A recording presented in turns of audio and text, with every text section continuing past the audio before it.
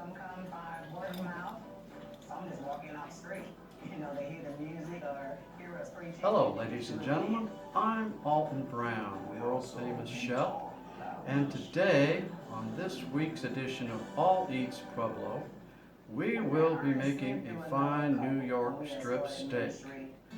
We'll start from day one with a fine cut of steak right here. We will coat it with some sea salt. To do the will of the Lord, he needs Edges someone too. to sort of point him in the right direction. Ernest Smith had been adopted as a child, And he appreciated my his secret family, recipe, a little bit having of not au had a jus. traditional family growing up. Ernest was special. Industry was his heartbeat. You have heard the term that he'd give you a shirt off his back. A lot of times got a line, but this was one guy that will give you his last. He was awesome. In 1990, Ernest captures the attention of 26-year-old Emma Judge, a vibrant, Wrote that in real from good. a small town in the Mississippi Delta. Now, by going to his ministry when he was preaching. While in Pueblo earlier this morning, I happened to peruse a couple of Pueblo peppers. We will be using these in our recipe later on.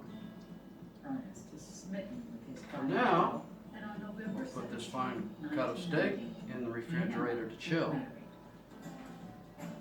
When all of us met, got together one Sunday for a Sunday dinner at our home, and Ernest and Emma, their children, and my 5 daughters, talked, broke bread together. And this is Dave Pharisee, Built a relationship. and to talk about the worst chef in Pueblo, I would have to go back to the days when I was a young man washing dishes at the Pueblo Country Club. Now, a friend of mine, Chris, and I were washing dishes one night, and they were having a wedding reception, big fancy wedding reception, and we had a couple of chefs there at the Pueblo Country Club, and one of them was Willie.